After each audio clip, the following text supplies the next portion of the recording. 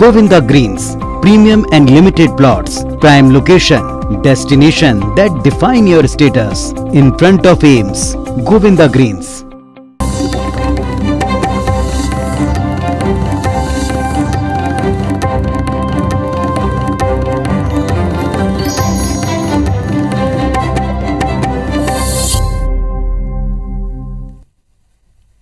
नमस्कार, स्वागत है आप सबका मध्य प्रदेश के बुलेटिन में। मैं हूं पुनीत पाठक। प्रदेश की बड़ी खबरें विस्तार से देखते हैं।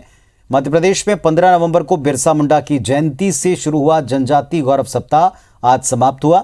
मुख्यमंत्री शिवराज सिंह चौहान ने मंडला के रामनगर में आयोजित समापन समारोह में शिरकत की और गोंड राजा हृदय शाह के नाम से नया मेडिकल कॉलेज स्थापित करने का ऐलान किया।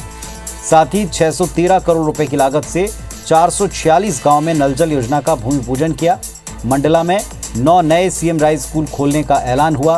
रामनगर में 148 बैगा परिवारों को वनाधिकार पट्टे बांटे। 123 गांव को 11,310 हेक्टेयर जमीन पर सामुदायिक वन अधिकार पत्र सौंपे।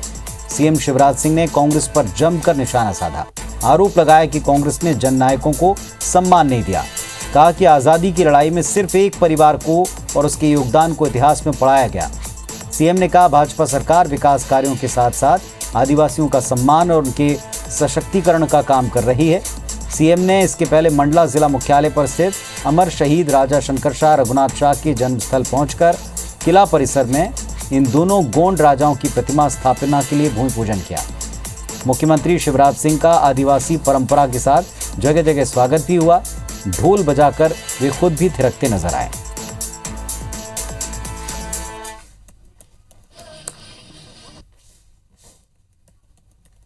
ट्राइबल यूनिवर्सिटी बनी अमरकंटक में। अरे ट्राइबल यूनिवर्सिटी का नाम तो ट्राइबल के नाम पर रख देते रे। मैं गोंडवाना के अपनी टीम के साथ गौरव को वापस स्थापित करूंगा। पूरी दुनिया जानेगी कि गोंडवाना कैसा था। मंडला में जनजाति गौरव सप्ताह समापन कार्यक्रम में सीएम शिवराज सिंह ने कई जगहों के नाम बदलने का ऐलान किया। उन्होंने मंडला में राजा हृदय शाह के नाम से नया मेडिकल कॉलेज खोलने का ऐलान किया। साथ ही मंडला के पॉलिटेक्निक कॉलेज का नाम बदलकर रानी फूल कुंवर कॉलेज रखने का ऐलान हुआ। सीएम ने 4 दिसंबर को आदिवासी जननायक टंट्या भील के बलिदान दिवस के मौके पर कई प्रमुख स्थानों के नाम उनके नाम पर करने की घोषणा की। मुख्यमंत्री ने कहा कि मानपुर स्वास्थ्य केंद्र का नाम टंट्या भील के नाम पर होगा। सीएम ने छिंदवाड़ा के पाताल पानी में टंट्या भील मंदिर के जीर्णोद्धार का ऐलान किया। पाताल पानी रेलवे स्टेशन का नाम टंट्या भील रेलवे स्टेशन रखने की घोषणा की। इसके अलावा इंदौर के भंवरकुआं चौराहे का नाम भी टंट्या भील चौराहा रखने का ऐलान हुआ है। साथ ही MR10 पर 53 करोड़ रुपए की लागत से बन रहे नए बस स्टैंड का नाम भी टंट्या मामा बस स्टैंड होगा। मुख्यमंत्री ने कहा कि जिन आदिवासी जननायकों ने अपना सब कुछ देश के लिए लौटा दिया, उनका नाम जीवित रखने के लिए, सम्मान देने के लिए सरकार ये कदम उठा रही है।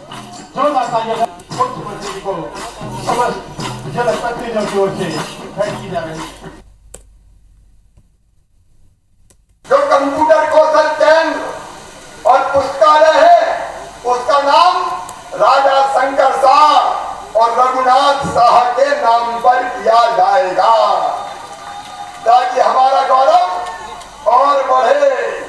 पॉलिटेक्निक कॉलेज का नाम रानी फूल कुंवर के नाम पर रखा जाएगा।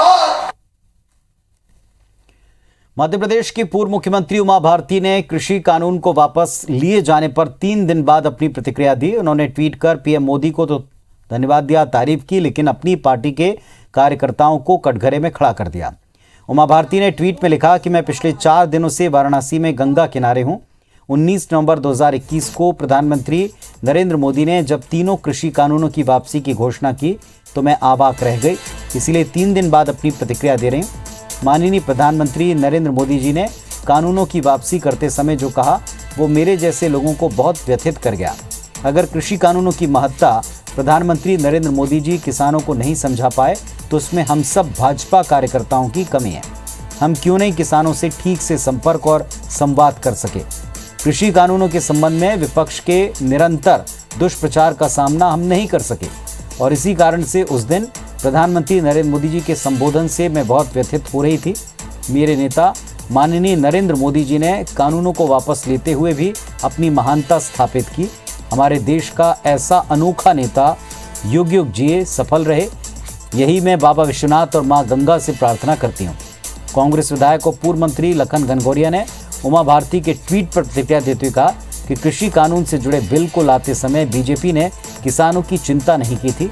बिल लाते वक्त भाजपा को किसानों की भावनाओं को देखना चाहिए था। बिल लाते समय ही किसानों की भावनाओं को देखना था, ना कि भारतीय जनता पार्टी के कार्यकर्ताओं की भावनाओं को देखना था। किसान इस देश की रीढ़ की हड्डी है, देश की आत्मा है। इस सच्चाई को समझना था भारतीय जनता पार्टी के नेताओं को और विशेष करके पीएम नरेंद्र मोदी जी। मध्य प्रदेश कांग्रेस अध्यक्ष कमलनाथ ने आज दिल्ली में कांग्रेस की राष्ट्रीय अध्यक्ष सोनिया गांधी से मुलाकात की।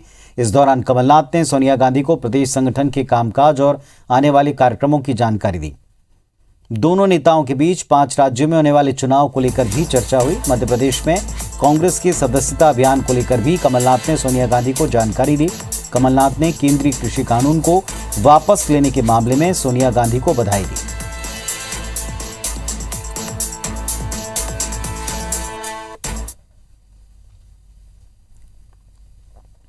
पूर्व मुख्यमंत्री दिग्विजय सिंह दतिया दौरे पर रहे। यहां दिग्विजय कांग्रेस की जन जागरण यात्रा में शामिल हुए। यात्रा की शुरुआत उन्होंने रामधुन गाते हुए उपराय गांव से की। यहां यात्रा उपराय गांव से नंदपुर, बामरोल, परगाय, सोनगिर होते हुए बड़ौनी में एक नुक्कड़ सभा पर समाप्त हुई। दिग्विजय सिंह ने मीडिया से बातचीत में बीजेपी पर निशाना साधा। रामेश्वर शर्मा के घुटने तोड़ देने वाले बयान पर उन्होंने फिर कहा कि मैं वहां जा रहा हूं, वे मेरे घुटने तोड़ दें। वहीं किसान बिल वापसी को लेकर कहा कि हमें मोदी जी की बात पर भरोसा नहीं, जब बिल वापस हो जाएंगे तब मानेंगे। अमित शाह के पूर्वोत्तर राज्यों के प्रभारी बनाए जाने पर तंज कसते कहा कि वो तो बंगाल के भी प्रभारी थे। यात्रा 14 तारीख से शुरू है और 29 तारीख को खत्म होगी। इस देश का किसान नरेंद्र मोदी की बात पर विश्वास नहीं करता। जब तक कानून नहीं आएगा, जब तक ये संसद में ये तीनों कानून निरस्त नहीं किए जाएंगे, जब तक एमएसपी का कानून नहीं आएगा, तब तक किसान मोदी जी उनकी बातों पर कोई भरोसा नहीं करेंगे। इंदौर में बीजेपी विधायक आकाश विजयवर्गीय ने एआईएमआईएम प्रमुख असदुद्दीन ओवैसी के उत्तर प्रदेश में दिए गए बयान पर पलटवार किया। ओवैसी ने उत्तर प्रदेश के बाराबंकी में एक कार्यक्रम के दौरान भड़काऊ बयान दिया और कहा कि एनआरसी कानून कृषि कानून की तरह सरकार वापस नहीं लेगी तो बाराबंकी को शाहीन बाग बना देंगे। इसे लेकर आकाश ने पलटवार करते हुए ओवैसी के बयान को शर्मनाक करार देते हुए कहा कि उन्हें इस तरीके का बयान नहीं देना चाहिए। ये संसद का फैसला था जो पूरे देश ने स्वीकार किया। इस कानून में कोई बुराई नहीं। ओवैसी के बयान से घबराते नहीं और ना देश का कोई नागरिक घबराता है। सबको पता है कि वो सिर्फ बातें करते हैं और आगे भी करते रहेंगे।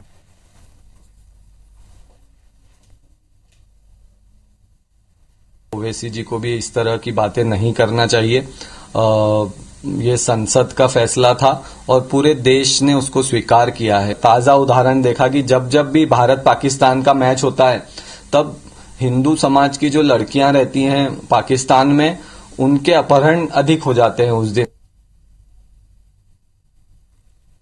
शिवराज सरकार ने कमलनाथ सरकार का एक और फैसला पलट दिया। पंचायत चुनाव की तैयारियों के बीच सरकार ने ऐसी पंचायतों के परिसीमन को निरस्त कर दिया जहां बीते 1 साल से चुनाव नहीं हुए।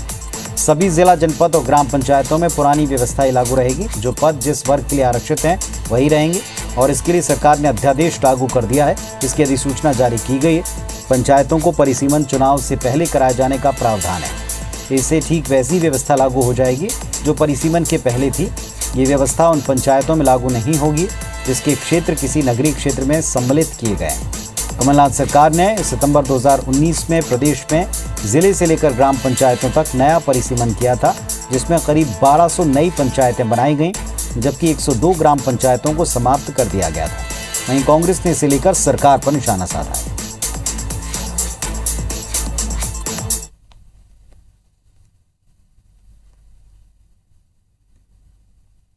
बार जो कांग्रेस बीच में सरकार आई थी उसने बनाए थे, उसके बाद 1 साल तक चुनाव हो नहीं पाए, इसलिए वो स्वयं ही अग्राह हो गया था।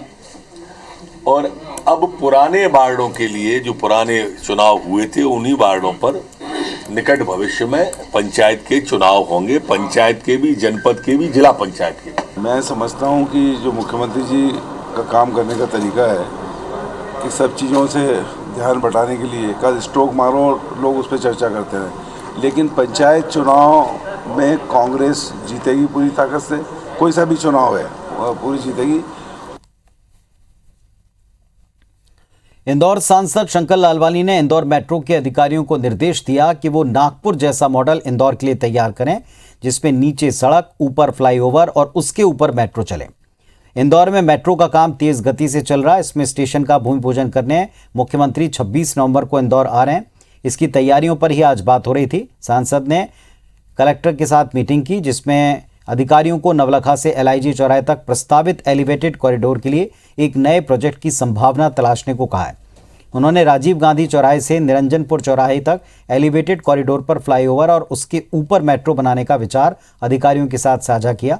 MG रोड और भंवरकुआं से तेजाजी नगर के बीच भी मेट्रो और फ्लाईओवर के एलिवेटेड कॉरिडोर पर अधिकारियों से बात की। मेट्रो का पहले फेज का जो काम चल रहा था, जो बीच में डिले हुआ था, लेकिन अब वो काम ठीक चल रहा है। लगभग जो उसकी प्रोग्रेस है, जो रिव्यू करा, उसमें ठीक चल रही है। जमीनों के इशू भी थे, अलाइनमेंट को इशू भी कुछ जगह पे आए थे, और जो मल्टी मॉडल इंटीग्रेशन किया है स्टेशंस का, उसके बारे में भी प्लानर्स जो आए थे इनके साथ में वो उन्होंने बतलाया और विस्तृत चर्चा हुई। जो जो इश्यूज रिजॉल्व हो चुके हैं उस पर कार्य शुरू हो रहा है या उसमें फर्दर प्लानिंग चल रही है।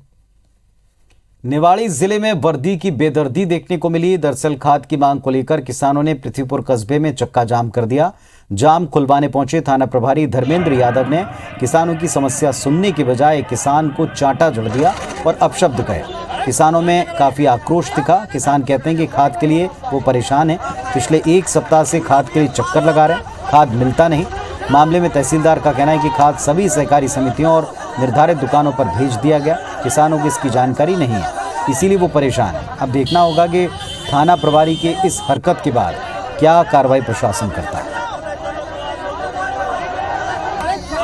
खाद नहीं मिल रहा है हम लोगों को, हम लोग परेशान चल रहे हैं। कैसा हो रहा है, आज आ रहा है, कल आ रहा है, परसों आ रहा है, गाड़ी जाते लोग लोगों को जा रहे हैं, सोसाइटी पे जा रहे हैं, ये हो रहा है। लोग बोलते हैं अभी नहीं मिल रहा है, खाद पे मिलेगा, रात के बढ़िया को ला दिए। हमारे साथ 3 दिन से आए। क्या बोलते हैं अधिकारी? अधिकारी बोलते हैं नहीं है खाद, अभी नहीं आ पैसे वाला है कि जब ब्लैक में माल हम लोग को दे दिया। खाद के लिए एक साथ बहुत सारे लोग इकट्ठे हुए और चूंकि अन्य जगहों पर जो सोसाइटियों में खाद पहुंचा दी गई है, वहां किसानों को जानकारी नहीं थी और वो सारा किसान गांव से आके यहाँ पृथ्वीपुर में इकट्ठा हो गया। अमेजन से ऑनलाइन गांजा तस्करी के मामले में भिंड पुलिस की सूचना पर विशाखापट्टनम पुलिस को बड़ी कामयाबी हाथ लगी। विशाखापट्टनम पुलिस ने मामले में अब तक 4 आरोपियों Chilkapati Srinivas, pickup boy Jiru Kumar Swamy, pickup boy Bijam Raju, van driver Chipru Pallavi Venkatesh Rao इन्हें दबोचा है। वहीं 5वां आरोपी चिल्कापति मोहन राजू फरार है। मामले में विशाखापट्टनम में पकड़े गए सभी आरोपियों को आने वाले दिनों में भिंड पुलिस लेने जाएगी। भिंड पुलिस विशाखापट्टनम में पकड़े गए आरोपियों और भिंड में पकड़े गए आरोपियों द्वारा बताए गए तथ्यों की पुष्टि करेगी। भिंड पुलिस ने 1 सप्ताह पहले सूरज पवैया और पिंटू तोमर को पकड़ा था। दोनों आरोपियों के पकड़े जाने के बाद ई-कॉमर्स कंपनी अमेजॉन के माध्यम से गांजे की होम डिलीवरी किए जाने की बात सामने आई। पूछताछ के बाद आरोपी मुकुल जायसवाल और चित्रा वाल्मीकि को पकड़ा गया। जांच में आरोपी सूरज पवैया और विशाखापट्टनम का वाशु सहयोगी पाया गया था, इसीलिए विशाखापट्टनम पुलिस को सूचना दी गई, जिसके बाद उन्होंने कार्रवाई की। इस केस में पुलिस ने 3 लोगों की गिरफ्तारी कर ली है और आगे भी विवेचना की जा रही है। इसमें जो है इनका ये कहना है कि इन्होंने ऑनलाइन फिक्सियस कंपनी बनाई थी, झूठा GST नंबर दिया था, गलत मोबाइल नंबर दिया था और अमेजन के प्लेटफॉर्म से ये स्टीविया के नाम से गांजा बेच रहे थे। मध्य प्रदेश माध्यमिक शिक्षा मंडल ने 10वीं 12वीं की बोर्ड परीक्षा का टाइम टेबल जारी कर दिया है। 10वीं की परीक्षा 18 फरवरी से 10 मार्च तक आयोजित होगी और 12वीं की परीक्षा 17 फरवरी से 12 मार्च तक आयोजित होगी। 10वीं 12वीं की परीक्षा का समय सुबह 10 बजे से दोपहर 1 बजे तक होगा। परीक्षा के लिए परीक्षार्थियों को सुबह 8:30 बजे परीक्षा हॉल में उपस्थित होना होगा। छात्रों को सुबह 8:45 बजे तक केंद्र में प्रवेश मिल पाएगा और इसके बाद आने वाले छात्रों को परीक्षा में बैठने की अनुमति नहीं होगी। साथ ही परीक्षा के दौरान कोविड गाइडलाइन का पूरी तरह पालन करवाया जाएगा।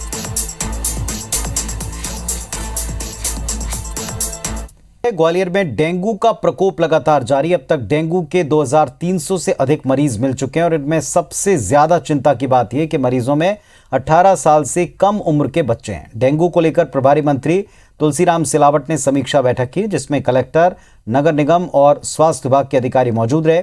सिलावट ने सबको संयुक्त तौर पर काम कर डेंगू खात्मे के निर्देश दिए हैं। स्पष्ट कहा, डेंगू के मामले को किसी भी हालत में नियंत्रित करें। नगर निगम को फॉगिंग मशीनें बढ़ाने के निर्देश दिए हैं।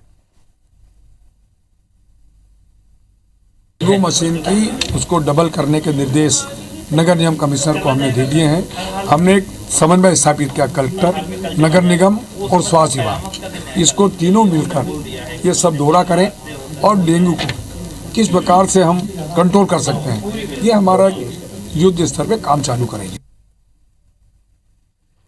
इंदौर के वार्ड क्रमांक 57 में 100% वैक्सीनेट होने पर नगर निगम जोन दफ्तर पर इसका जश्न मना। इस दौरान क्षेत्र के पूर्व पार्षद और नगर निगम अधिकारी समेत सभी कर्मचारी मौजूद रहे। सभी ने एक दूसरे को मिठाई खिलाकर बधाई दी, जमकर आतिशबाजी भी की। इंदौर शहर का ये वार्ड न केवल पूरे इंदौर शहर बल्कि पूरे प्रदेश के लिए एक मॉडल वार्ड की तरह लिया जा रहा है। यहाँ 100% वैक्सीनेशन के जो उपाय किए गए उन्हें अन्य वार्डों में अप्लाई किया जाएगा। बीजेपी विधायक आकाश जयवर्गीय ने वार्ड के 100% वैक्सीनेट होने पर सभी क्षेत्रवासियों, स्वास्थ्य कर्मियों और निगम कर्मचारियों को बधाई दी। विधानसभा 3 के वार्ड 57 में 100% वैक्सीनेशन हो गया है। जो 18 प्लस के ऊपर की जनसंख्या है वो लगभग 23,700 थी और सभी को फर्स्ट और सेकेंड डोज दोनों लग चुके हैं। धन्यवाद देता हूं, उन्होंने अपने साथ साथ समाज, देश की सुरक्षा को भी ध्यान में रखते हुए अपने आप को वैक्सीनेट कराया। मध्य प्रदेश में नियमों का उल्लंघन कर संचालित हो रहे सवारी ऑटो रिक्शा मामले में मध्य प्रदेश हाईकोर्ट ने राज्य सरकार को कड़ी फटकार लगाई। सुनवाई के दौरान जबलपुर हाईकोर्ट ने तल्ख लहजे में सरकार को कहा कि अगर उनसे बेलगाम भाग रहे सवारी ऑटो रिक्शा को नियंत्रण करने में दिक्कत है तो किसी अन्य एजेंसी को यह काम सौंप दिया जाएगा। हाईकोर्ट ने सरकार के रवैये को देखते हुए अहम निर्देश भी दिया। अब मामले पर हाईकोर्ट हर सप्ताह सुनवाई करेगा। ये सुनवाई हर सोमवार को पहले नंबर पर लिस्ट में की जाएगी और सरकार को हर हफ्ते एक्शन टेकन रिपोर्ट हाईकोर्ट के सामने पेश करनी। बीती सुनवाई में सरकार ने खुद माना कि मध्य प्रदेश में 6,000 से अधिक ऑटो बिना परमिट के संचालित हैं, जबकि याचिकाकर्ता ये तर्क दे रहे हैं कि ये संख्या इससे कहीं ज्यादा है। सुनवाई के दौरान ट्रांसपोर्ट विभाग के पीएस समेत अन्य अधिकारी जुड़े हुए थे। आज माननीय उच्च न्यायालय ने राज्य सरकार से पूछा है कि क्यों ना, अगर आपसे कोई काम नहीं हो रहा है तो हम किसी और एजेंसी को ये काम दे दें। जितने भी ऑटो चल रहे हैं पूरे मध्य प्रदेश में, जबलपुर जिसमें शामिल है, इनमें आधे से ज़्यादा विदाउट परमिट चल रहे हैं। जितनी सवारी बिठानी चाहिए उससे 4 गुना या 5 गुना ज़्यादा बिठा रहे हैं और कहीं भी पार्क हो रहे हैं, कुछ भी हो रहा है। इटारसी में ट्रेन के सामने टिकटॉक का वीडियो बनाना एक युवक को काफी महंगा पड़ा। ट्रेन की चपेट में आने से युवक की मौत हो गई। ये घटना रविवार की बताई गई। इटारसी के कीरतपुर रेलवे स्टेशन के पास बागदेव के जंगल में एक युवक ट्रेन के सामने खड़ा होकर वीडियो बनवा रहा था और तभी तेज गति से आती मालगाड़ी की चपेट में वो आ गया। युवक की मौके पर ही मौत हो गई। मृतक का नाम संजू चौरे है। 22 साल का युवक इटारसी के पांजरा गांव का रहने वाला था। पटरी के पास आकर सामने से आती ट्रेन के साथ वो अपना वीडियो शूट करवा रहा था। एक नाबालिग बच्चा ये वीडियो बना रहा था और तभी दुर्घटना का शिकार हुआ। मालगाड़ी आ रही थी नागपुर तरफ से, उसके किनारे खड़े होकर के जो है वीडियो बनवाने के उसमें खड़ा हुआ था। ट्रेन ने उधर से आते समय हॉर्न भी दिया है, लेकिन चूंकि रेल के काफ़ी करीब खड़ा था तो ट्रेन से टक्कर लग के बाहर फेंक गए हैं, जिससे इसकी मौत हो गई है। जज के पद से इस्तीफा देकर सांसद बने महेंद्र सिंह सोलंकी हमेशा अनोखे कारनामों की वजह से सुर्खियों में रहते हैं। सांसद सोलंकी का एक और वीडियो दिख रहा है जिसमें वो ट्रैक्टर चलाकर खेती किसानी करते नजर आए। ये वीडियो देवास जिले के ग्राम जामगोद का है। बताया जाता है कि सांसद जामगोद गांव में एक कार्यक्रम में गए थे। लौटते समय रास्ते में खेत पर कुछ लोग किसान अनाज की बुआई करते हुए उनको दिख गए और उनसे बात करने के लिए रुके। तभी उन्होंने ट्रैक्टर चलाया और खेत में बुआई करके इसका वीडियो बना लिया गया और इसके बाद ये सोशल मीडिया पर वायरल है।